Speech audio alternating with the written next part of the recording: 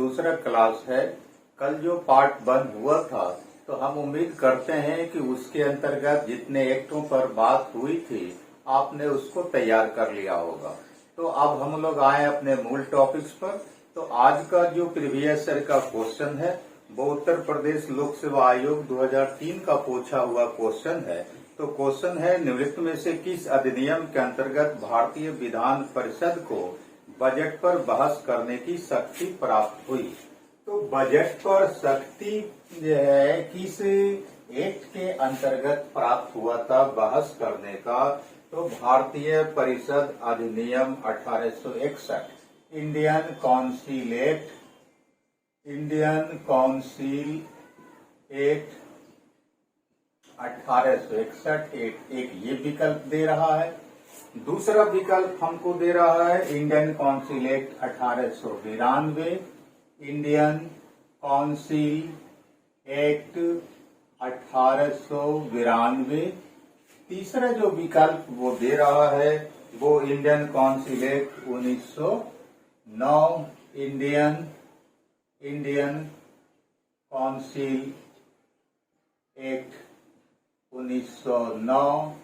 और चौथा जो विकल्प वो दे रहा है Indian council Act 1919, Indian council Act 1919।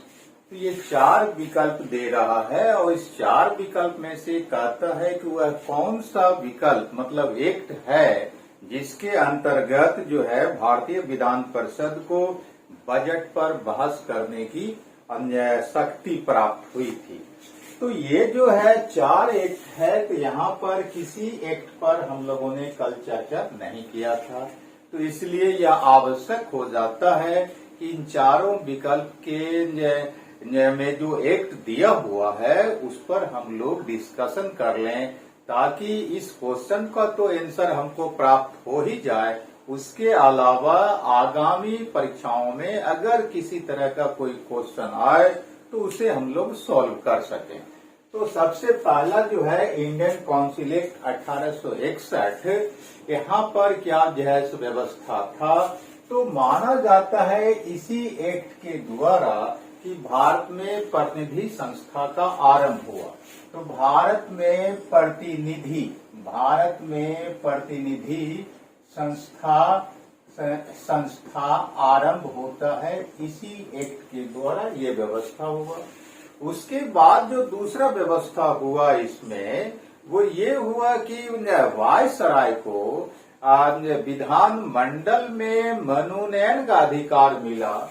तो वायसराय को जो है वायसराय क्या कर सकता था, तो यह मनोनीत कर सकता था, वायसराय मनोनीत कर सकता था भारतीयों को इसमें विधान मंडल में।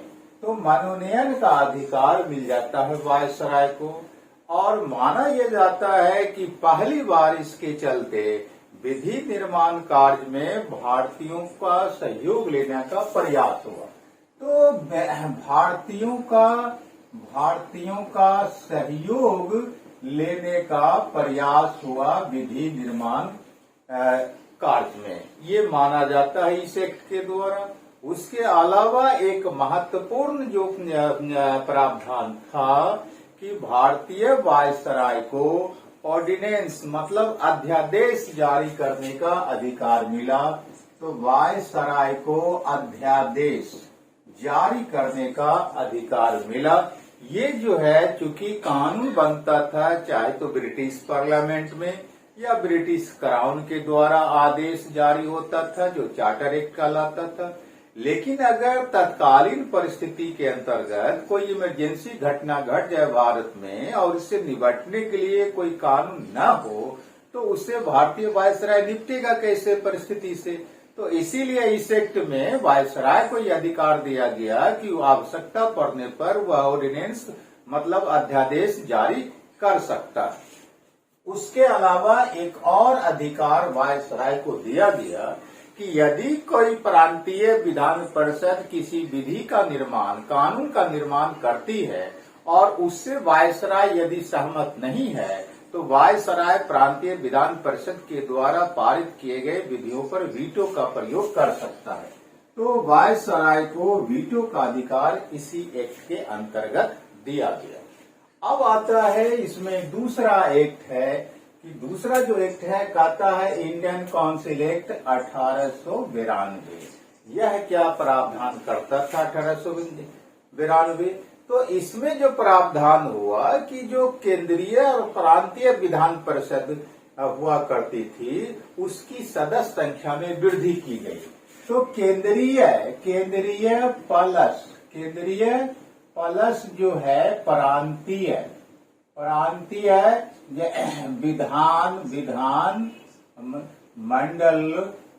विधान मंडलों के सदस्य संख्या में वृद्धि हुई। सदस्य संख्या में वृद्धि होती है, ये व्यवस्था इस एक्ट में हुआ। मतलब क्या है कि पार्लियामेंट और असेंबली में सीट संख्या बढ़ाया जाता है इस एक्ट के द्वारा। दूसरा इसमें महत्वपूर्ण प्रावधान हुआ कि परिषद में शर्त के साथ बजट पर बहस हो सकता है, लेकिन परिषद के सदस्य पूरक प्रश्न नहीं पूछ सकते थे। हालांकि कार्यपालिका से उन्हें प्रश्न पूछने की छूट मिली थी। तो इसमें क्या हुआ, दूसरा प्रावधान कि बजट पर बहस तो हो सकता था, लेकिन पूरक प्रश्न जो है कोई नहीं पूछ सकता था, पूरक प्रश्न नहीं पूछ सकता था। हालांकि दूसरे प्रश्न कार्यपालिका से पूछे जा सकते थे। तीसरा जो इसमें हुआ कि भारत में अप्रत्यक्ष चुनाव प्रणाली आरंभ हुआ। अप्रत्यक्ष चुनाव प्रणाली जो है आ जाता है, वो प्रत्यक्ष चुनाव प्रणाली इसी एक्ट से आरंभ होता है। और माना जाता है कि भारत में प्रतिनिधि सरकार की नींव इसी एक्ट के द्वारा पड़ी। तो प्रतिनिधि सरकार की नींव इसी एक्ट के द्वारा भारत में पड़ती है। तो ये इंडियन काउंसिल एक्ट 1892 था, जिसमें कि बजट पर बहस करने का छूट तो मिला, लेकिन उससे संबंधित पूरक प्रश्न पूछने का छूट नहीं मिला। तो जाहिर सी बात है कि हमारा आंसर क्या होगा, ये इशारा मिलता जा रहा है। अब आता है कि तीसरा एक्ट जो है इंडियन काउंसिल एक्ट 1909। तो इसको मार्ले मिंटो सुधार एक्ट भी कहा जाता है। मार्ले मिंटो सुधार एक्ट भी कहा जाता है। ऐसा इसलिए कि इसमें से एक भारत राज्य सचिव था और दूसरा जो है वो भारत का वायसराय था। तो भारत जो है राज्य सचिव और भारत का वायसराय मतलब मार्ले और मिंटो दोनों के प्रयास से यह एक्ट बना था। इसलिए इस एक्ट का दूसरा नाम जो है वो मार्ले मिंटो एक्ट पड़ जाता है। अब है कि इस एक्ट में क्या खास महत्वपूर्ण प्रावधान था। तो पहला जो कि भारत के नजरिए से काफी खतरनाक प्रावधान लाया गया इसमें, वो ये हुआ कि पृथक निर्वाचन और पृथक प्रतिनिधित्व का प्रावधान किया गया, जिसके अंतर्गत भारतीय मुसलमानों को यह अधिकार मिला। तो मुसलमानों के लिए जो है, मुसलमानों के लिए आपको क्या आ जाता है, पृथक निर्वाचन प्लस पृथक प्रतिनिधित्व का प्रावधान किया गया। कुल मिलाकर के कि भारत में सांप्रदायिकता को कानूनी रूप इसी एक्ट के द्वारा दिया गया, जो कि आगे चल करके 1919 में फिर इसका विस्तार हुआ, फिर गवर्नमेंट ऑफ इंडिया 1935 में हुआ, और इस तरह से भारत का सामाजिक वातावरण जो था वो जहरीला होता चला गया। तो ये एक खतरनाक प्रावधान था। दूसरा जो इसमें महत्वपूर्ण व्यवस्था हुआ वो व्यवस्था ये था कि विधि निर्माण और प्रशासन के क्षेत्र में भारतीयों को प्रतिनिधित्व मिला। तो भारतीयों को प्रतिनिधित्व मिलता है किस क्षेत्र में, विधि निर्माण और प्रशासनिक क्षेत्र में। तो विधि निर्माण के क्षेत्र में और प्रशासन के क्षेत्र में भारतीयों को प्रतिनिधित्व मिलता है। उसके बाद जो इसमें व्यवस्था होता है कि जो केंद्रीय विधान परिषद थी और प्रांतीय विधान परिषद थी, उसकी सदस्य संख्या में वृद्धि की गई। तो केंद्रीय प्लस प्रांतीय जो विधान परिषद हुआ करता था, इसकी दोनों की सदस्य संख्या में जो है क्या होता है, वृद्धि होता है। ये जो है सो व्यवस्था इस एक्ट में किया गया था। उसके अलावा जो है यहाँ पर फिर बजट का मामला आता है कि 1892 के एक्ट में हम लोगों ने देखा कि बजट पर बहस तो किया जा सकता था, लेकिन पूरक प्रश्न नहीं पूछा जा सकता था। यहाँ पर हुआ कि आप जो है बहस कर सकते हैं, क्वेश्चन पूछ सकते हैं, लेकिन बजट पर आप जो है सो वोटिंग नहीं कर सकते हैं, मतदान नहीं कर सकते हैं। तो बजट पर आप बहस तो कर सकते हैं, प्रश्न तो पूछ सकते हैं, लेकिन वोटिंग आप नहीं कर सकते हैं। ये व्यवस्था इसमें किया गया। तो बजट के मामले में थोड़ा सा इसमें अधिकार मिला कि हम बहस कर सकते थे और साथ में प्रश्न पूछ सकते थे, लेकिन वोटिंग का अभी भी हमको अधिकार इसमें नहीं मिला था। उसके बाद जो इसमें एक महत्वपूर्ण फैसला भारत के नजरिए से होता है कि भारत की वायसराय की जो कार्यकारिणी परिषद होती थी और भारत परिषद जो होता था, उसमें भारतीयों की नियुक्ति का प्रावधान किया गया। तो वायसराय की परिषद प्लस भारत परिषद, इसमें जो है दोनों तरह के परिषदों में भारतीयों की नियुक्ति की बात हुई। भारतीयों की नियुक्ति का प्रावधान जो है होता है। और हम जानते हैं कि वायसराय के परिषद में जो विधि सदस्य के रूप में पहली बार भारतीयों की नियुक्ति हुई, वो एसपी सिन्हा, सत्येंद्र प्रसाद सिन्हा की नियुक्ति हुई। तो पहली भारतीयों की नियुक्ति होती है आपको विधि सदस्य के रूप में। किस भारतीय की? तो होता है वो सत्येंद्र प्रसाद सिन्हा की। सत्येंद्र प्रसाद सिन्हा की नियुक्ति हो पाती है विधि सदस्य के रूप में वायसराय के परिषद। तो ये जो है व्यवस्था आपको रहता है इंडियन काउंसिल एक्ट 1909। अब हम लोग देखेंगे इंडियन काउंसिल एक्ट 1919। तो इसमें क्या होता है, इस एक्ट का दूसरा नाम जो है वो मॉन्टेग्यू चेम्सफोर्ड एक्ट भी है। तो इसका दूसरा नाम मॉन्टेग्यू चेम्सफोर्ड एक्ट भी है, चेम्सफोर्ड एक्ट भी है। तो मॉन्टेग्यू उस समय भारत राज सचिव था, चेम्सफोर्ड भारत का वायसराय था। दोनों के प्रयास से यह एक्ट बना था, इसलिए इसका नाम पड़ गया मॉन्टेग्यू चेम्सफोर्ड एक्ट दूसरा। अब है कि इस एक्ट का प्रावधान क्या था। तो इसमें क्या होता है कि केंद्र में अब तक एक सदनीय विधानमंडल हुआ करता था, लेकिन यहाँ पर आने के बाद केंद्र में जो एक सदनीय विधानमंडल था उसको 2 सदनीय बना दिया गया। जैसे कि अभी संसद में एक सदन लोकसभा है तो दूसरा राज्यसभा है। तो केंद्रीय विधानमंडल जो है, केंद्रीय जो विधानमंडल रहता है और केंद्रीय जो है सो परिषद जो है या विधानमंडल जो है, यह 2 सदनीय हो जाता है। एक का नाम राज्य परिषद होता है, राज्य परिषद, और दूसरे का नाम जो है हो जाता है विधानसभा। तो दूसरे का नाम हो जाता है विधानसभा। ये इसमें व्यवस्था होता है। राज्य परिषद अपर हाउस हुआ।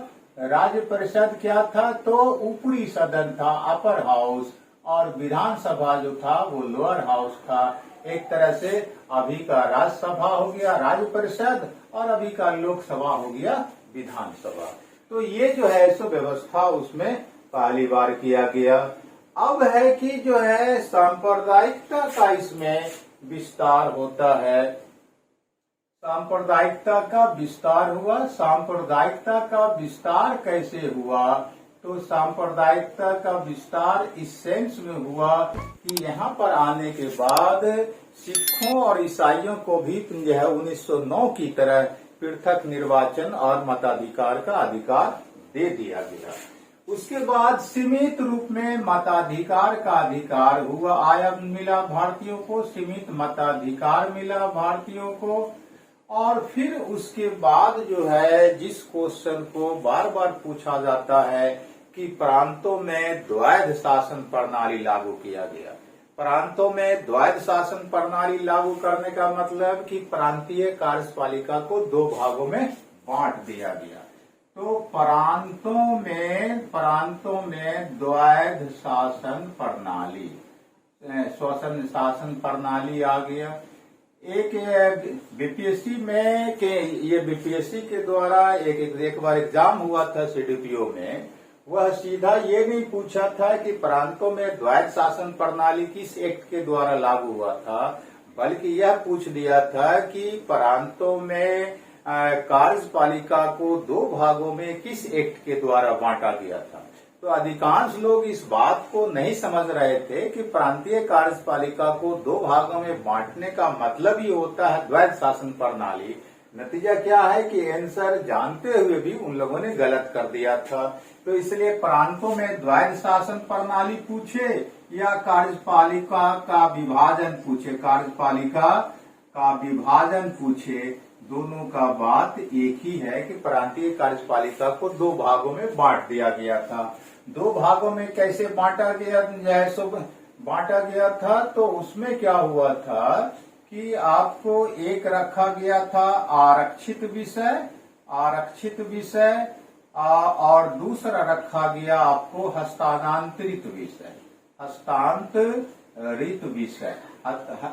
तो आरक्षित विषय पर हुआ कि शासन संचालन कौन करेगा, तो कहा गया कि गवर्नर प्लस उसके साथ जो है कार्यकारी परिषद जो होगा वो इस पर कार्य शासन चलाएगा, कार्यकारी परिषद। और हस्तांतरित विषय पर कौन शासन चलाएगा, तो कहा गया कि गवर्नर प्लस निर्वाचित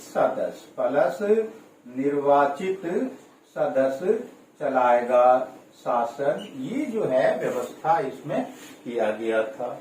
उसके अलावा जो है कि विषयों का बंटवारा भी फिर किया गया। विषयों का बंटवारा क्या किया गया कि यहीं पर विधि निर्माण करने के उद्देश्य से शासन संचालन के क्षेत्र से संबंधित जो विषय हुआ करते थे उसको भी दो भागों में बांट दिया गया। विषयों का बंटवारा हो जाता है, विषयों का बंटवारा किया गया। मतलब क्या कि राज्य सूची का विषय एक बनाया गया और दूसरा जो है केंद्र सूची का विषय बनाया गया, केंद्र सूची का विषय बनाया गया। तो विषयों का भी बंटवारा हो जाता है। उसके बाद फिर एक और व्यवस्था हुआ कि अब बजट का मामला फिर यहाँ पर आता है कि बजट पर तो जो है परिषद के सदस्य बहस कर सकते हैं, स्थगन प्रस्ताव ला सकते हैं, लेकिन अभी भी 75% बजट के हिस्से को वायसराय अपनी मर्जी के मुताबिक पास कर सकते थे। इसमें व्यवस्था होता है। तो बजट पर बहस किया जा सकता है, स्थगन प्रस्ताव लाया जा सकता है, साथ ही साथ जो है आपको जो है बजट को पर प्रश्न पूछा जा सकता है। लेकिन जो है बजट का 75% हिस्सा जो है परिषद के सदस्यों की मर्जी के बिना ही पारित किया जा सकता है। तो ये 75% हिस्सा को पारित करने से विधान परिषद के सदस्य अभी भी नहीं रोक सकते थे। उसके अलावा जो इसमें एक व्यवस्था हुआ वो एक महत्वपूर्ण व्यवस्था रहता है कि इसी एक्ट में यह व्यवस्था किया गया है कि ये जो प्रावधान किया जा रहा है 1919 के एक्ट में, उस प्रावधान का क्या प्रभाव भारत पर पड़ता है, इसकी समीक्षा के लिए एक आयोग 10 साल के बाद भारत आएगा और वो अध्ययन करके रिपोर्ट देगा। तो हुआ कि एक समीक्षा आयोग की गठन की बात हुई। एक समीक्षा आयोग के गठन की बात हुई, जो कि 10 साल के बाद भारत आकर के इसके प्रभाव का अध्ययन करता और रिपोर्ट देता। उसके बाद फिर उस पर सरकार कुछ अपना फैसला लेती। तो यहाँ पर हम लोग को याद रखना है कि इसी आयोग की, इसी एक्ट के इसी प्रावधान के आधार पर भारत में जो है आपको साइमन कमीशन आया था, और जिस साइमन कमीशन का भारतीयों ने काफी विरोध किया था। तो ये जो 4 एक्ट था, उस चारों एक्ट का यही मुख्य प्रावधान था परीक्षा के दृष्टिकोण से। अब जो हमारा क्वेश्चन था वो ये था कि किस एक्ट के द्वारा भारतीयों को बजट पर बहस करने की शक्ति प्राप्त हुई। तो जाहिर सी बात है पहली बार ये प्राप्त होता है 1892 के एक्ट में। तो इसलिए हमारा जो उत्तर होगा वो इंडियन काउंसिल एक्ट 1892 होगा। तो ये पहला एक्ट, क्योंकि चारों एक्ट का जो प्रोविजन था कल के क्लास में उस पर चर्चा हो नहीं पाया था, इसलिए एक क्वेश्चन का आंसर करने के लिए हम लोगों को इतना ज्यादा टाइम लग गया। लेकिन फायदा ये है कि अगर इन प्रावधानों को हम तैयार करते जाएं तो किसी भी एग्जाम में इससे संबंधित कोई भी जो सवाल आएगा वो आसानी से हम सॉल्व कर सकते हैं। अब आता है दूसरा क्वेश्चन है हमारा कि ब्रिटिश भारत में सांप्रदायिक प्रतिनिधित्व की व्यवस्था निम्नलिखित में से किस अधिनियम द्वारा की गई थी। तो जाहिर सी बात है भारत में सांप्रदायिकता की व्यवस्था किस एक्ट के द्वारा हुआ, यही हमसे पूछ रहा है। तो हमारा जो ऑप्शन है, विकल्प हमको दे रहा है, वो दे रहा है ए में Indian council act, Indian council Act 1892। B में दे रहा है Morley Minto Act, Morley Minto Act 1909। C में दे रहा है आपको Montagu Chelmsford Act, Montagu Chelmsford Act 1919। और तीसरा भारत सरकार अधिनियम, भारत सरकार अधिनियम 1935। ये 4 एक्ट दे रहा है, 4 विकल्प हमको दे रहा है कि इस चारों एक्ट में से किस एक्ट में यह व्यवस्था था कि भारत में सांप्रदायिकता विधिवत रूप से लागू हो गई। तो हम लोग अभी पहले क्वेश्चन का आंसर करने के लिए इंडियन काउंसिल एक्ट 1892 देख चुके, मार्ले मिंटो एक्ट 1909 देख चुके हैं, मॉन्टेग्यू चेम्सफोर्ड एक्ट 1919 देख चुके हैं। तो मार्ले मिंटो एक्ट का ही दूसरा नाम क्या है? Indian council Act. Montagu Chelmsford Act का दूसरा नाम क्या है? Indian council Act 1919। तो ये तीनों एक्ट का प्रावधान हम लोग देख चुके हैं। आंसर पर आने से पहले हम लोग चौथा जो एक्ट है उसको पहले देख लें और तब जो है आंसर पर हम लोग बात करेंगे। तो ये जो गवर्नमेंट ऑफ इंडिया एक्ट 1935 है, ये एक्ट काफी जो है महत्वपूर्ण रहता है। ये ऐसा इसलिए कि यह एक्ट इतना ज्यादा महत्वपूर्ण है कि इस एक्ट में 321 अनुच्छेद थे, 14 भाग था। तो ये जो बहुत बड़ा जो एक्ट था ये, तो इसका फायदा क्या होता है कि इस एक्ट में जो प्रावधान था गवर्नमेंट ऑफ इंडिया एक्ट 1935 में कि जो है ब्रिटिश अधिकृत भारतीय प्रदेश प्लस देशी रियासत के जो राज्य थे दोनों को मिलाकर एक अखिल भारतीय संघ बनाने की बात थी। एक अखिल भारतीय संघ के निर्माण की बात इसमें की गई। हम लोग पहले ही जान चुके हैं कि इसके कल के क्लास में कि जिन क्षेत्रों पर भारत में अंग्रेजों का सीधा कब्जा और शासन चल रहा था, उसका उसने एक नामकरण किया था ब्रिटिश अधिकृत भारतीय प्रदेश। और भारत के शेष भागों पर देसी राजा महाराजा शासन कर रहे थे, जो कि जो है देसी रियासत के राज कहलाते थे। तो ब्रिटिश अधिकृत भारतीय प्रदेश और देसी रियासत के राज्य दोनों को मिला करके एक अखिल भारतीय संघ बनाने का प्रस्ताव किसमें आया, प्रावधान? तो गवर्नमेंट ऑफ इंडिया 1935 के एक्ट में यह प्रावधान हुआ। हालांकि यह लागू नहीं हो पाया, यह इसमें एक व्यवस्था रहता है। उसके अलावा जो है प्रांतों में जो द्वैध शासन प्रणाली 1919 के एक्ट के द्वारा लागू हुआ था, वो समाप्त हो गया। तो प्रांतों से द्वैध शासन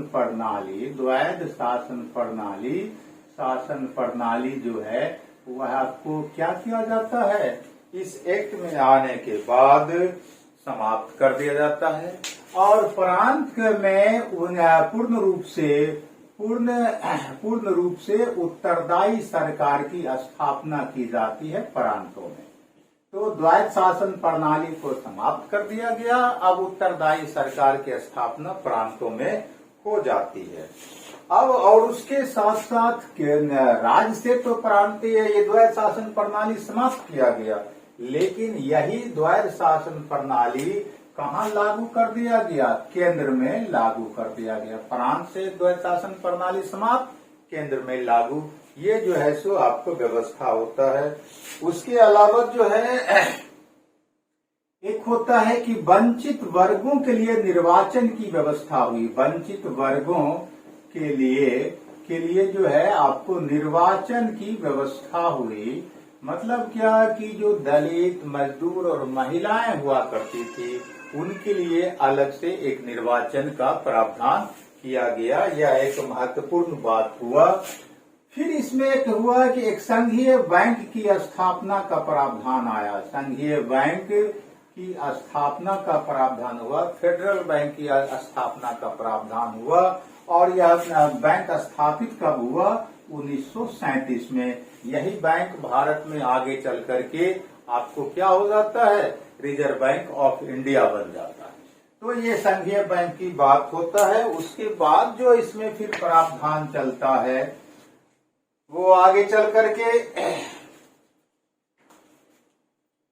होता है कि ये संघीय बैंक 1935 में ही बना था। उसके बाद हो पाता है क्या कि 1935 उसके बाद जो हो पाता है कि एक सर्वोच्च न्यायालय की स्थापना का प्रावधान होता है। और यह जो सर्वोच्च न्यायालय होता है वह 1937 में भारत में स्थापित हो पाता है। और यही सुप्रीम कोर्ट 1950 में भारत में आजादी के बाद फिर से चलता है। हालांकि सुप्रीम कोर्ट की स्थापना हम लोगों ने देखा कल के क्लास में कि रेगुलेटिंग एक्ट 1773 के द्वारा ही 1774 में कलकत्ता में स्थापित हुआ था। लेकिन यहाँ पर जिस सर्वोच्च न्यायालय की स्थापना की बात करता है वह गवर्नमेंट ऑफ इंडिया 1935 के प्रावधान में था, जिसकी स्थापना भारत में 1937 में हुआ। और यही सुप्रीम कोर्ट 1950 में भारत में आजादी के बाद शुरू होता है। तो ये इसमें एक प्रावधान रहता है। और इसी में एक महत्वपूर्ण प्रावधान की बर्मा भारत से अलग कर दिया जाता है। और फिर जो है महिलाओं को पुरुषों के समान जो है आपको क्या मिलता है, मताधिकार दे दिया जाता है। तो वोटिंग का अधिकार महिलाओं को पुरुषों के समान भारत में मिल जाता है। तो इस तरह से यह जो एक्ट था यह काफी महत्वपूर्ण था। इसमें जो है इस एक्ट में आपको जो है 321 अनुच्छेद थे, 14 भाग था इस अनुच्छेद में, और 10 जो है अनुसूचियां थी। तो इसी एक्ट का मोर देन 75% हिस्सा हमारा जो संविधान बना उसमें अपना लिया गया था।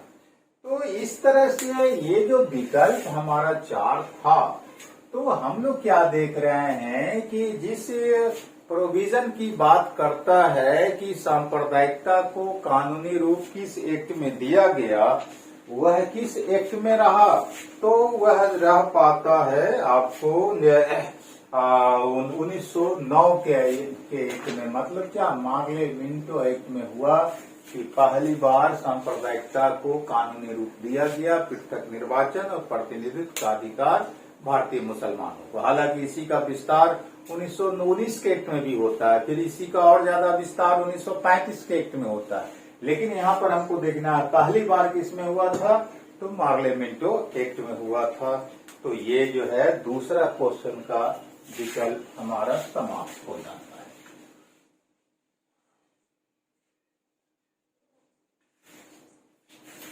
अब आता है फिर हमारे लिए तीसरा क्वेश्चन कि निम्नलिखित में से किस अधिनियम द्वारा भारत में संघीय न्यायालय की स्थापना की गई। तो अभी अभी हम लोग बात कर रहे थे संघीय न्यायालय की स्थापना, मतलब सुप्रीम कोर्ट की बात।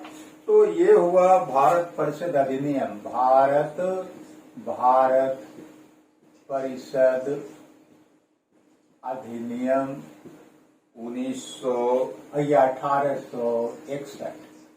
बी में है, बी में कहता है Bharat Indian council act 1909, Indian council act 1909। C में कहता है Indian council Act 1919, Indian council Act 1919। और डी में कहता है उपयुक्त में से कोई नहीं, इनमें से कोई नहीं कहता है, इनमें से कोई नहीं। तो ये 4 विकल्प है, 4 विकल्प में से 3 विकल्प जो है वो एक्ट से संबंधित है, और हम लोग जो है एक्ट, ये तीनों एक्ट देख चुके हैं। तो संघीय न्यायालय की स्थापना 1861 के एक्ट में नहीं था, 1909 के एक्ट में नहीं था, 1919 के एक्ट में नहीं था किसमें, गवर्नमेंट ऑफ इंडिया एक्ट 1935 में था एक संघीय न्यायालय की स्थापना की बात, जो कि 1937 में भारत में स्थापित हुआ, और वही संघीय न्यायालय 1950 में आकर के भारत का सुप्रीम कोर्ट बनता है। तो जाहिर सी बात है कि तीनों एक्ट में से कोई act government of India act 1935 नहीं है, इसलिए हमारा उत्तर क्या होगा, चौथा डी, इनमें से कोई नहीं।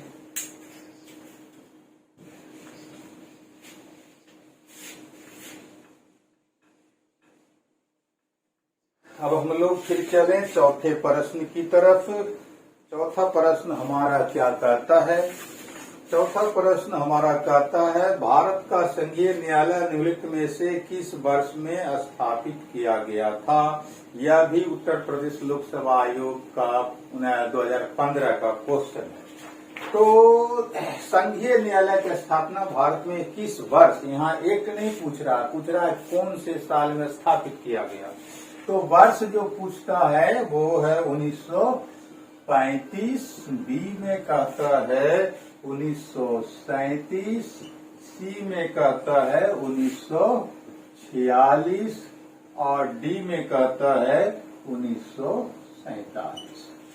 तो ये जो 4 वर्ष दिया है कि भारत में संघीय न्यायालय किस साल स्थापित किया गया, तो ये 1935 में हम लोग जानते हैं कि गवर्नमेंट ऑफ इंडिया एक्ट बना, और इसी में यह प्रावधान था कि भारत में एक संघीय न्यायालय की स्थापना की जाएगी। लेकिन 1935 में तो स्थापित हुआ नहीं था, 1935 में संघीय बैंक स्थापित हुआ। यह स्थापित कब हुआ था, स्थापित हुआ था 1937 में, जो कि अभी से थोड़ा देर पहले हम लोगों ने देखा। तो ये जाहिर सी बात है कि ये जो वर्ष 1937 है ये हमारा उत्तर होगा। 1946 में तो जो है ये बैंक का कोई सवाल नहीं था, ये तो कैबिनेट मिशन 1946 भारत आया था, और 1947 में भारत आजाद हुआ था। तो जाहिर सी बात है कि हमारा उत्तर जो होगा वो बी होगा, 1937। उसके बाद पांचवा क्वेश्चन जो हमारा है वो ये है, केंद्र में द्वैध शासन किस अधिनियम के अंतर्गत स्थापित किया गया? तो केंद्र में द्वैध शासन किस अधिनियम के द्वारा स्थापित किया गया? तो ए में विकल्प वो दे रहा है Indian council act, Indian council act 1909, बी में स्थापित किया 1935, नहीं ये में है भारत शासन अधिनियम, भारत शासन अधिनियम 1935। बी में है आपको भारत अधिनियम 1919, मतलब इंडियन काउंसिल एक्ट 1919। सी में है Indian council Act 1919, Indian council act 1909, और डी में है Indian council act 1882, Indian council Act 1892। ये तो कहता है कि किस अधिनियम ने केंद्र में द्वैध शासन प्रणाली को स्थापित किया? तो ये हम लोग जो अभी इसके पहले देख रहे थे वो क्या था, गवर्नमेंट ऑफ इंडिया एक्ट, जिसका हिंदी नाम भारत शासन अधिनियम 1935 है। इसी में व्यवस्था हुआ था, हम लोगों ने देखा है कि प्रांतों में जो द्वैध शासन प्रणाली 1919 के द्वारा लागू किया गया था, प्रांतों में उसे समाप्त कर दिया गया और उसी प्रणाली को कहाँ लागू किया गया? केंद्र में। तो जाहिर सी बात है कि ये होगा उत्तर हमारा भारत शासन अधिनियम 1935, जिसके द्वारा केंद्र में द्वैध शासन प्रणाली को लागू किया गया। इंडियन काउंसिल एक्ट, इसमें तो प्रांत में लागू किया गया था, इसमें केंद्र में लागू किया गया। और इंडियन काउंसिल एक्ट 1919 में जो है इस तरह की व्यवस्था का कोई चर्चा ही नहीं था, न केंद्र और न राज्य की बात थी। ये हम लोग देख चुके हैं, केवल केंद्रीय और प्रांतीय विधान परिषद की सदस्य संख्या में बढ़ोतरी की गई थी। और इंडियन काउंसिल एक्ट 1892, इसमें भी इस ढंग की कोई बात थी ही नहीं। इसमें जो है उत्तर जो है वो केवल है, यहाँ भी केंद्रीय और प्रांतीय विधान परिषदों में की सदस्य संख्या में वृद्धि की जाती है। बजट पर लोगों को बहस करने का परिषद में अधिकार मिलता है। तो ये 5 क्वेश्चन था और उससे संबंधित जो एक्ट था देख लिया। अब जो मैं एक्ट बचता है केवल एक, वो इंडिया इंडिपेंडेंस एक्ट 1947। तो अभी इन एक्टों पर आधारित कई क्वेश्चन हैं जो आईएएस से लेकर के बीपीएससी उत्तर प्रदेश लोक सेवा आयोग में पूछे गए हैं, जो कि हम कल उस पर फिर जो है सो चर्चा करेंगे। क्योंकि मैक्सिमम एक्ट हो ही गया है, केवल एक एक्ट बचा है व्याख्या करने के लिए, इसलिए अगले क्लास में ज्यादा से ज्यादा हम लोग क्वेश्चन सोल्व कर पाएंगे। आज तो 5 ही क्वेश्चन सोल्व कर पाया, कल से हम लोग उम्मीद रखेंगे कि 10 क्वेश्चन हम लोग सोल्व कर सकें। और हम उम्मीद करते हैं कि इस तरह से अगर आप पर डे तैयार करते जाएं तो क्वेश्चन छूटने का कोई सवाल नहीं है। और सब्सक्राइब जरूर कर ले, प्रत्येक दिन शाम में 7 बजे के आसपास आपको ये वीडियो उपलब्ध हो जाया करेगा। थैंक यू, धन्यवाद।